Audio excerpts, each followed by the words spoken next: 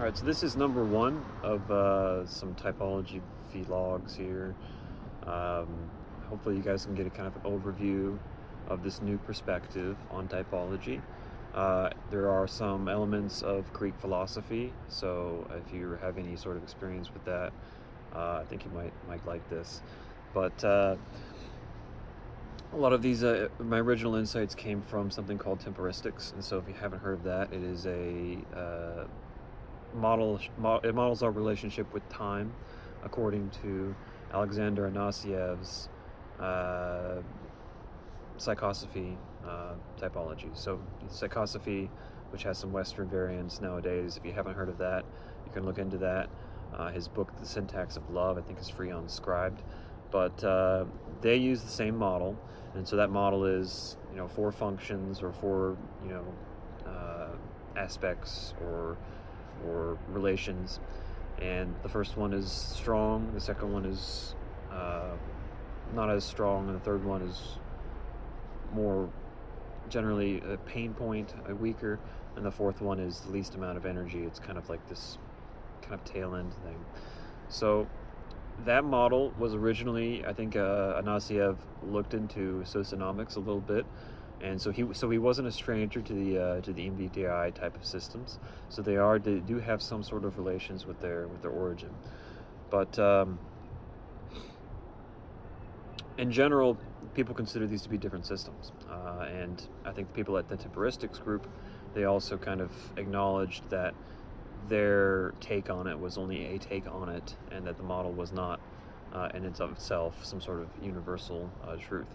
But my view is that any version of Anasiev's model is a derivative of one sort of primordial model that we have yet to fully uncover. So hopefully this is an attempt at doing so. Temporistics has several different dichotomies, and so the first is, of course, real and unreal, and there are two generally determined amount of times.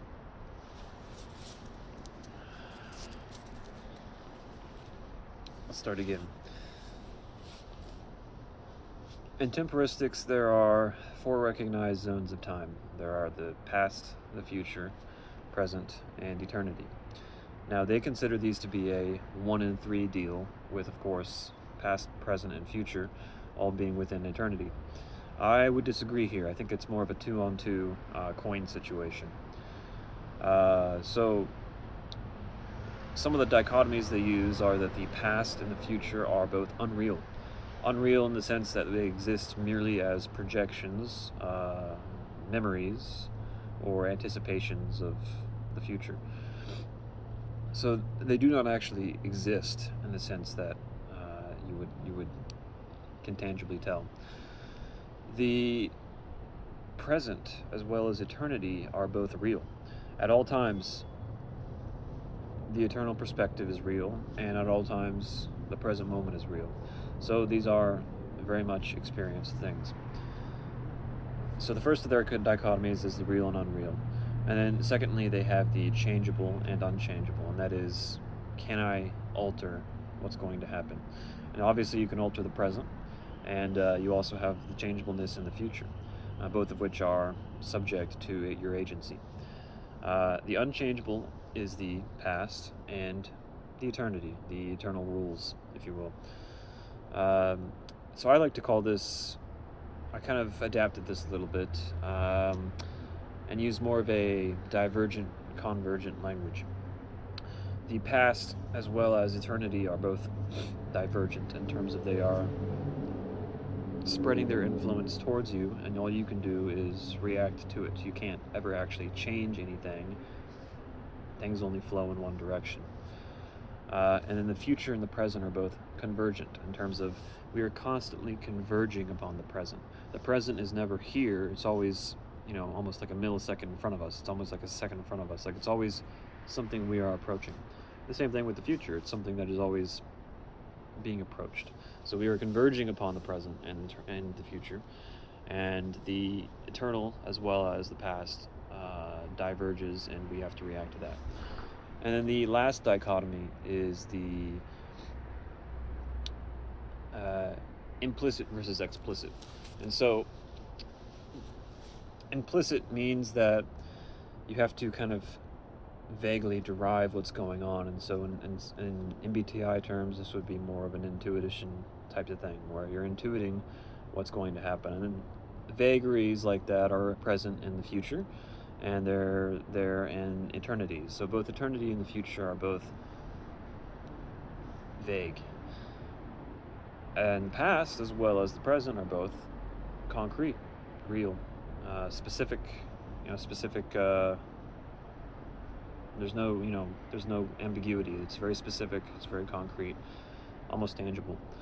And so I've adapted these dichotomies, and what is both explicit and causal, as well as implicit and causal, is one thing, and what is both implicit and acausal, as well as implicit and or explicit and acausal, is another thing.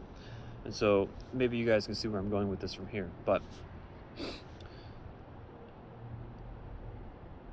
we all sort of know that MBTI types have a sort of a stereotypical kind of orientation. And so there are certain types that have oriented themselves kind of towards certain perspectives when it comes to looking at things. And these perspectives are mostly, I would say, informed by kind of the inherent temporal properties of each of their functions. So when you combine these dichotomies, you can kind of get a sort of NT, ST, SF, NF. So the real and unreal dichotomy is thinking and feeling. And so this is really the kind of the biggest nugget, the biggest gem. This is kind of the core of the uniqueness of this kind of new framework for type, is that I'm actually defining feeling, and I'm not paralleling it to thinking. It's a standalone definition, but it is unique. And so we all know that what is real and what you can change, and what is causal, one thing leading to another, cause and effect, is in the realm of thinking. Thinkers will they'll expect certain outcomes from certain actions, and they are relying on those, and they abuse this almost sometimes, and that's when you get unhealthy thinkers, is when they are relying too much on their sense of causality, and they can't maintain it, because it doesn't. You can never know all the things to make that work. And there's also people that kind of have a depressed outlook on things, and sort of if everything's determined and everything's cause and effect, then are we even free agents? Do we even have agency? So a lot of people are kind of haunted by determinism. Is determinism true? Does anything matter? When this is only one half of the coin. But anyway, what I want to kind of impress upon you here is that the past and the future, in the perspective of a thinker, is completely part of a causal chain. So an infinite being who has the ability to fully adopt the perspective of eternity, they see what will happen and what has happened as simple cause and effect events, a closed system, if you will, that don't need they don't need a sort of perspective of time, because it's all in the fourth dimension. If time's the fourth dimension, it's all just one big chain. So in a sense, it's all just one big infinite 4D shape that doesn't actually need a progression of time as we perceive it. So in the perspective of thinking, there is no past and future, in a sense. And so what I mean by this is that, if you're, for example, doing financial stuff, let's say you're trying to build your stock or crypto fortune, you're going to look at the markets, and you're going to look at what they have done in the past, and you're going to try to anticipate what they will do in the future. And your success in the markets is directly dependent upon how well you can analyze that causality. And some people will win and some people will lose. But the point is that if you are correct onto what will happen in the future, that just means you've correctly analyzed the causality. It doesn't mean that you've, predicted the future or anything. It just means that your logic was correct. So at the point when you made the logic, it was true, and it's just one truth that's finally manifested. And if you were wrong, then you just didn't correctly analyze the causality. So it's all just one big string of truths, or one big string of causality that you either can comprehend or that you don't comprehend. And if you do comprehend it, then it doesn't really matter if you are at any certain point on that chain. So there is no kind of past and future if you're correctly thinking. If you're perfectly inerrant as a thinker, there's no point in past and future. So we all kind of know this property about thinking. It's kind of natural to associate mechanistic things with it. But what feeling is usually not very well defined. And so we usually, some people will say if thinking is reasons, feeling is values. If thinking is abiotic, feeling is biotic. There's other different definitions people have used, but they all kind of rely on assuming you know what thinking is, and then extrapolate this extra thing or lack of a thing on feeling. And Jung didn't really rely on a dichotomous definition, but I don't really fully grasp what he meant by feeling. In a more sort of psychological context, yes, feeling is more limbic. It's more vague in a sense. And so I can understand that from a physiological perspective, feeling is, pretty well defined. But from a type perspective, feeling, again, remains kind of enigmatic. But if we define thinking as a causality orientation towards the present and eternity, then feeling is simply an orientation towards past and future. And indeed, there is no present in the past and future matrix. And so if thinking is determinism, if thinking is causality, then feeling it's the opposite, which is process philosophy. Look that up if you don't know what it is, but it is the idea that no matter where you are on the timeline, one thing can influence another. What we think of something in the past may change based off of anything, based off of information that comes out, or based off of just general different things that have changed in terms of perspective. Maybe nothing changed about the actual event, it's just our perspective changed. With feeling, heaven and hell is always one step away. You're always one step away from heaven and hell. You're always one step away from absolution and one step away from damnation. Good and bad are dichotomous like this because of that reason. And so for the feelers, they recognize that everything is a combination of these variables of perspective and everything, and they recognize that even if there's no causal connection between what they do right now, there still is an influence, and whether that's within their own psyche or whether it's in the external world, they still recognize that there is a sort of influence, a causal influence along the chain. And this is it's not.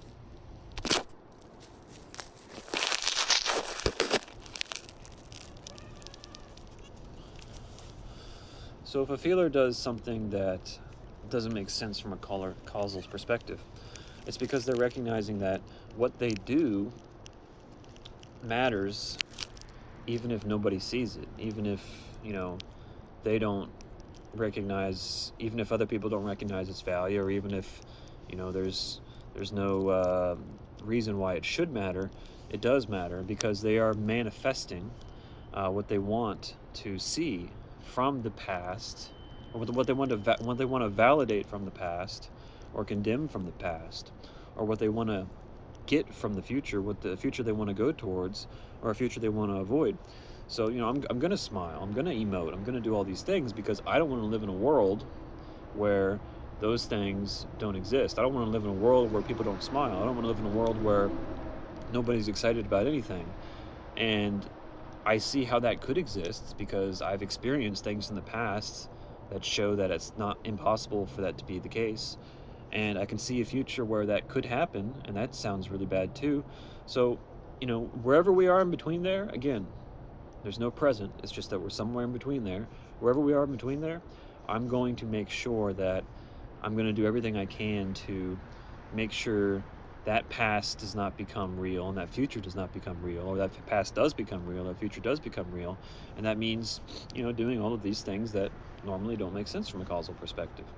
So it's really hard to kind of explain that, but in the future, if I talk about, past and future versus present and eternity, just keep in mind that, the literal happenings in the past, the literal, people, this battle happened, these amount of people died, like that's not necessarily the past when it comes to what I'm talking about. The past is specifically how things were in a sort of feeling context. And a feeling context doesn't mean just talking about, humans or emotional matters. It just means like a kind of a perspective of alchemy, a perspective of culmination. And that's what I'm calling it. The present and eternity coin is the coin of causation, and then the past and future coin is the coin of culmination.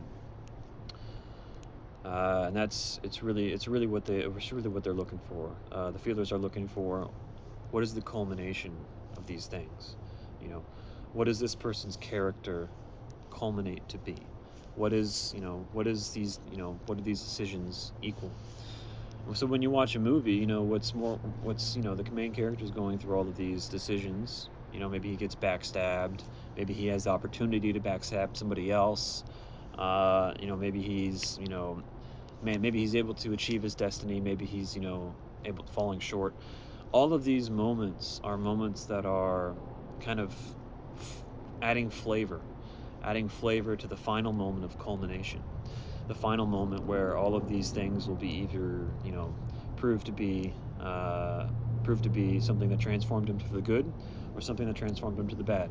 Because out of all of this, no matter how many opportunities you had to do good, no matter how good you were in the past, no matter how good whatever was, if it culminates to be something bad, then it wasn't good to begin with, right?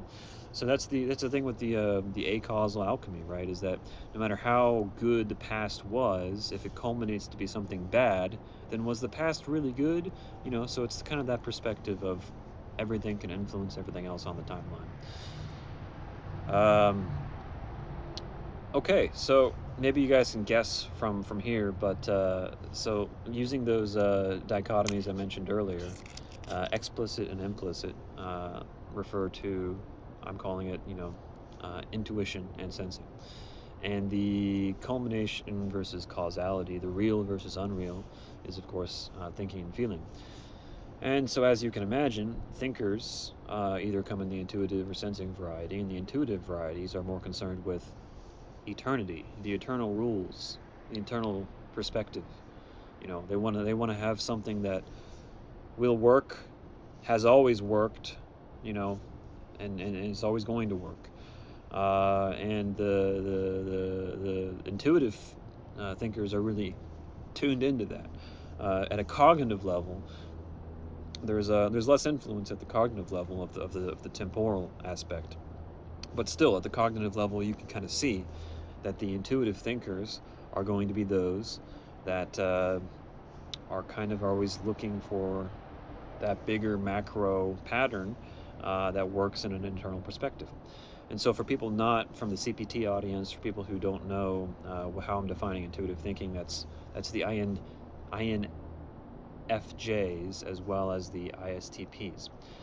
So the beauty of this is that there is no recognition of rational versus irrational, observer versus decider. And the same thing with the ESTJs as well as the ENFJs. They are all, ESTJs as well as the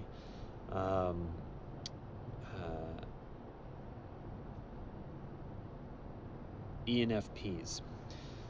They are all using the same NT process. So anybody who's using NT on the right side of the car, if you will, or left side of the car, the first two functions on the vertical axis, is going to be people who are on this eternal thinking perspective.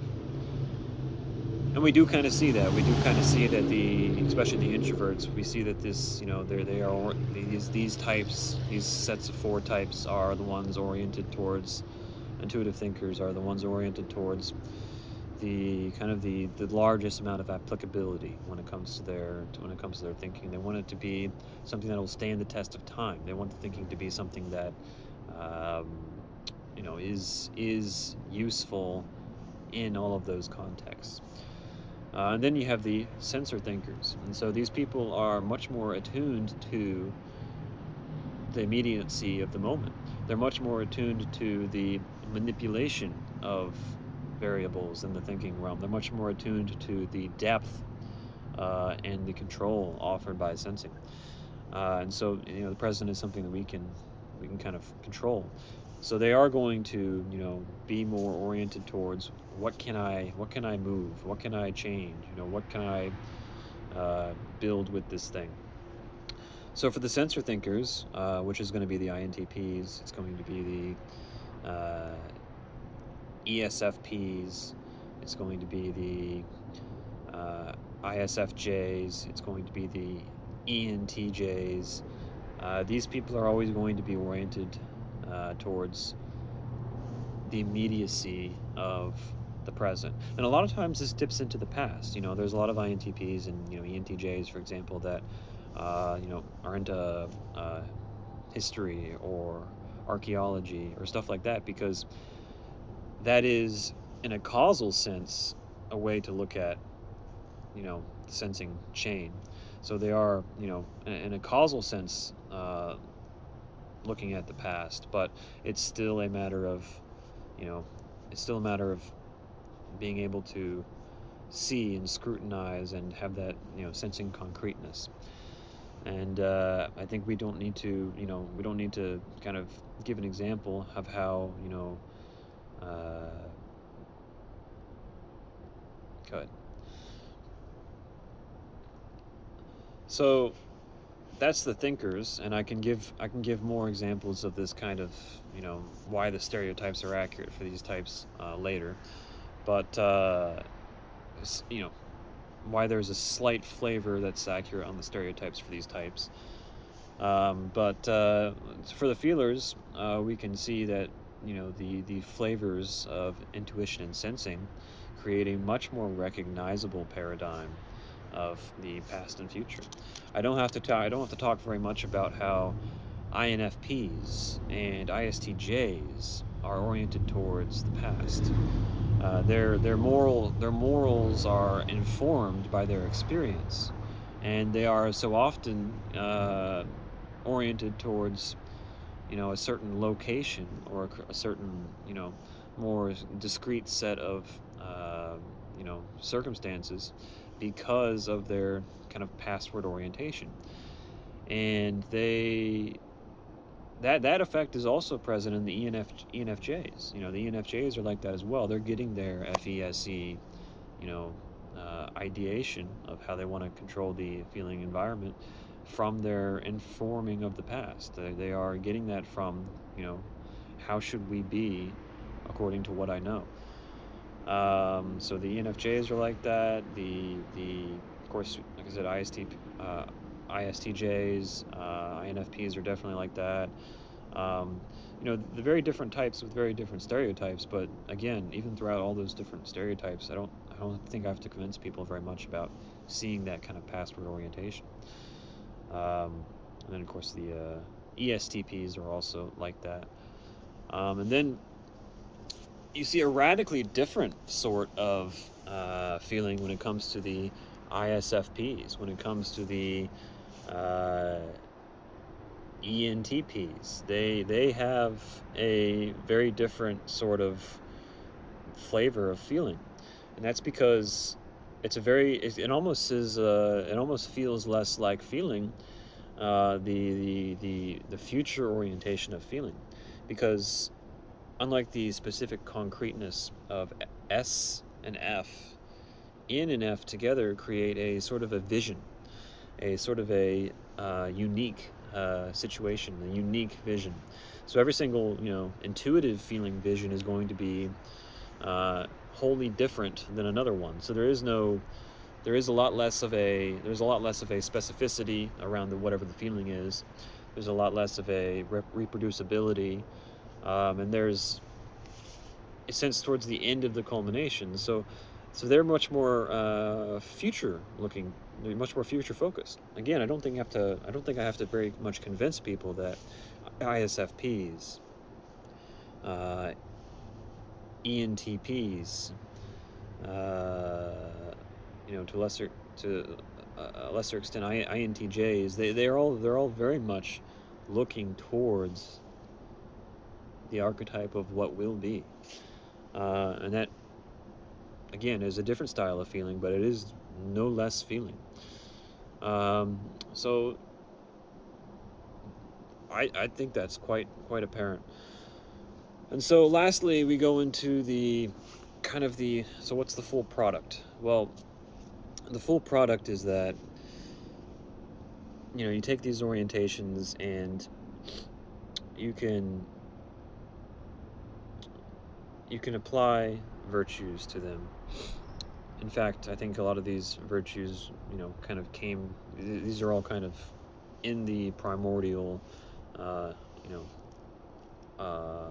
collective unconscious of us humans. But I'm labeling them for the sensing feeling. It's ethos.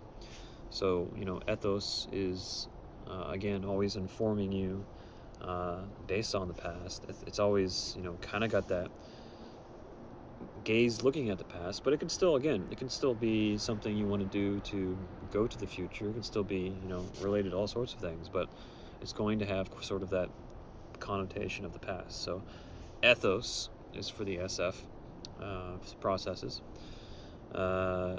Telos is for the NF processes, and logos is for the NT processes, and kairos is the ST. And so logos, it means not just logic. It means the overall rules of the universe. It means the eternal rules, that which is on top of everything. And this is what many other systems, Anasiev's, he referred to logic as such. Logic can be regarded as that. It can be regarded as the rules governing everything. However, there is another type of logic, and that logic is the kairos. It's the immediacy of the situation. It's what can I move X to equal Y? What can I do? What can I manipulate? What can I have agency over?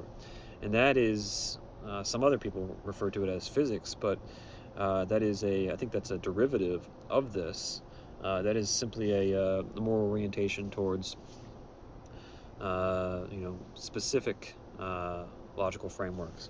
And so a lot of times these kind of blend together with areas like math. Math is, there's a lot of specifics when it comes to the manipulating things. You can use math to create marvelous engineering, but there's also a sort of universal truth to math. Coding is one that leans a little bit more on the sensing side. A lot of ST types are in the coding because it's a way to manipulate things. It's a way to dive into specifics and create influence. So that's the kind of the coin of causality. You have the logos and the kairos, and then for the coin of culmination, you have the ethos and the telos. And telos is the end purpose of things. Telos is, what will this be after all time has passed, and this is the final version of the thing? What is it? And that is, that's kind of what they're aiming for. It's kind of what all those NF types are looking for. They're looking for the telos, and they're kind of on that perspective. And then the ethos is the last one. It's again, it's the specifics. Where do we come from? Why are we going the direction we're going? What made us who we are? all of these types of questions are in the domain of ethos. It's these things are mattered for how we plot our course forward. So it's very much, I think, not a unique thing. It's just that nobody's really tied it all together. And so as I've kind of mentioned, this kind of overlaps with Anasiev's model. So Psychosophy bros. I know you all speak Russian, but be interesting to hear your take eventually. But as physics is the kairos and logic is the logos, emotion is ethos. It's not necessarily just all things emotion. It's specifically ethos. And then volition is the most, I think other people using the model would agree that volition is the most didn't age well aspect of psychosophy, but the volition element is simply a matter of NF vision. It's a matter of how well are you going to, how well are you creating a vision of the possible future. And when you have that vision as well as a sort of future orientation, then you're going to have a character that is more positively identified with where they see themselves in the end than where they see themselves are now. And as a result, you're going to get somebody who actually thinks they can get where they're going, whether they can or not, which some people say looks like will. It looks like, willpower. So that's the will aspect of it. That and psychosophy mostly focused on the behaviors, but again, I think that's the underlying process. So later on in some other vlogs, I'll go into the positions within that model, the various dichotomies. But just on this session, I just wanted to talk about those four as they are, and at the cognitive level with your Myers-Briggs type or your CPT type, you do see a little bit of that bleeding into the orientation there of the chronology. So that's still there, although it's definitely overshadowed by your psychosophy type, or I'm calling it your chronotype. So these are the four virtues, and so where they are within your chronotype affects what do you value in terms of how do you organize your life, what are you working for, etc., etc. And the icing on the cake for all of this is, if anybody's familiar, Aristotle's four causes. So if anybody has seen that, if you there is a four causes element in sociology, socionomics. There is a four causes element in socionomics, but they do it differently. For this, each of those logos, ethos, telos, kairos, each of those correspond to one of Aristotle's causes. And for, again, keeping in mind that past and future in the context of thinking can still exist, but they're not literally past and future. They are literally past and future, but they're not really what thinking's looking at. Then you can kind of line them up.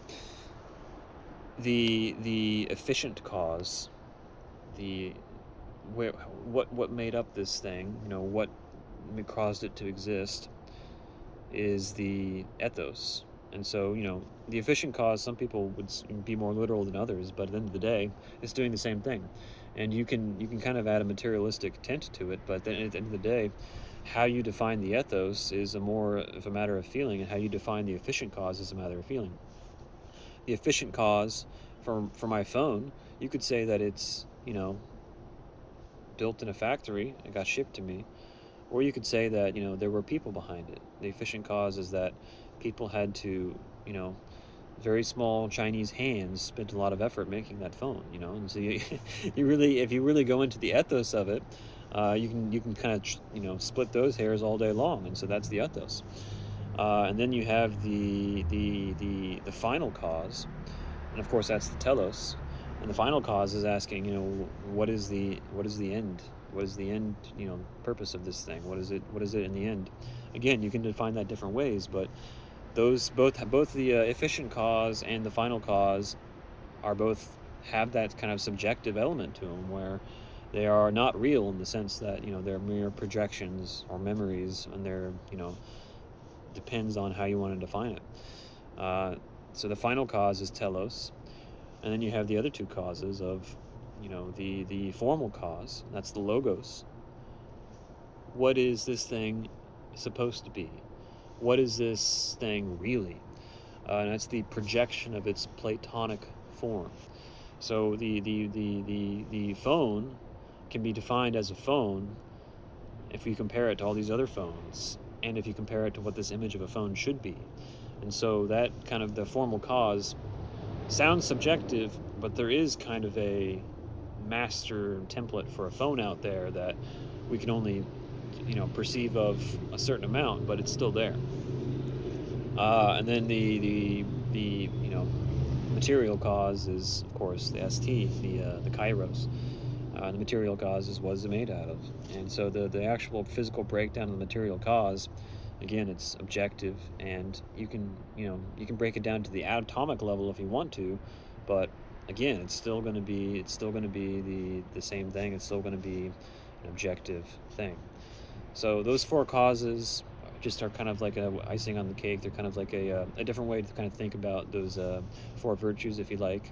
And I think you will see that your ISTJ bro is very much into the ethos and the efficient causes of things. Where did this thing come from? Who made it? What was the stories behind these people? They're really interested in that, because that is how they are looking at the cause of that thing. They're seeing that thing as a result of those elements. And so then for the for the INTJ bro, he's looking more at the what is the image of this thing? What is the end goal of this thing? And so there's a lot more of a archetyping ability there. There's a lot more of well, anyway.